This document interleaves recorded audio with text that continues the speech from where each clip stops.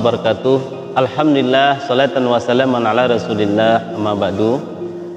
Umat Islam di seluruh tanah air dimanapun berada, pada kesempatan yang berbahagia ini kita akan mengupas tentang hari kiamat atau diterima dan tidak diterimanya amalan seorang hamba kepada Allah Subhanahu wa ta'ala. Sebagaimana Allah Subhanahu wa ta'ala berfirman dalam ayat Al-Quran, Bismillahirrahmanirrahim, hal ataka hadisun ghasiyah wujuhun yawmaidin khasi'ah aminatun nasibah tasla naran hamiyah tusqa min ainin aniyah laisa lahum ta'amun illa min dari' la yusminu wa la yughni min ju'. Shadaqallahul azim. Sudah datangkah kepadamu berita tentang hari pembalasan? Banyak muka pada hari itu tunduk terhina, bekerja keras lagi, kepayahan memasuki api yang sangat panas, diberi minum dengan air dari sumber yang sangat panas. Mereka tiada memperoleh makanan selain dari pohon-pohon yang berduri, yang tidak menggemukkan dan tidak pula menghilangkan rasa lapar. Ayat-ayat tersebut di atas merupakan cerita tentang kondisi sebagian penghuni neraka di hari kiamat akhir nanti.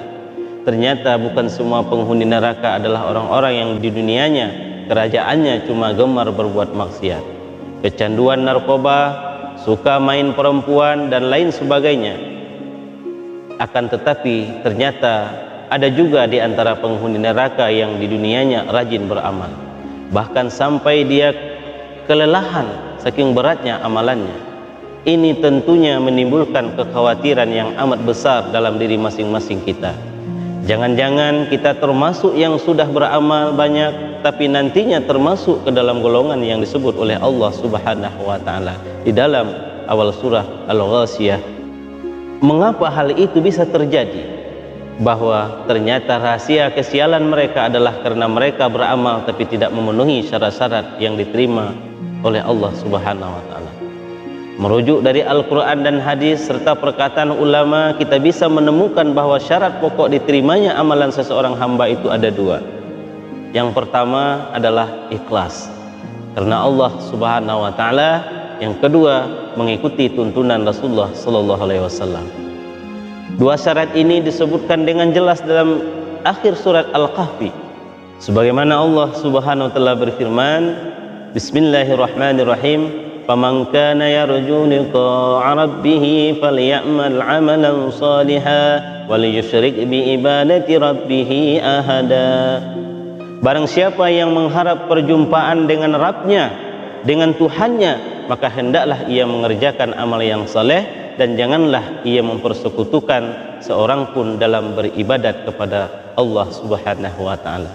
Oleh karena itu Imam Ibnu Katsir ketika menafsirkan ayat ini berkata, dua hal ini merupakan dua rukun amal yang diterima.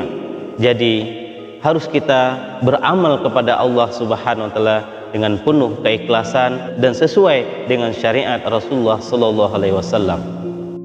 Kaum muslimin dimanapun berada, umat Islam yang saya cintai, mari kita mulai mempelajari bersama syarat pertama diterimanya suatu amalan, yaitu syaratnya harus ikhlas karena Allah Subhanahu wa ta'ala.